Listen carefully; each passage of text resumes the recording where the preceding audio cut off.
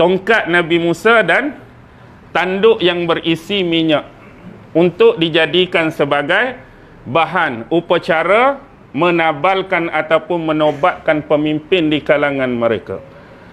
Jadi selepas Nabi Samuel tu ada apa? Kitab para raja yang disebut Melachim. Ada King Daud, ada Nabi Sulaiman dan sebagainya. Itu 4 kitab yang pertama.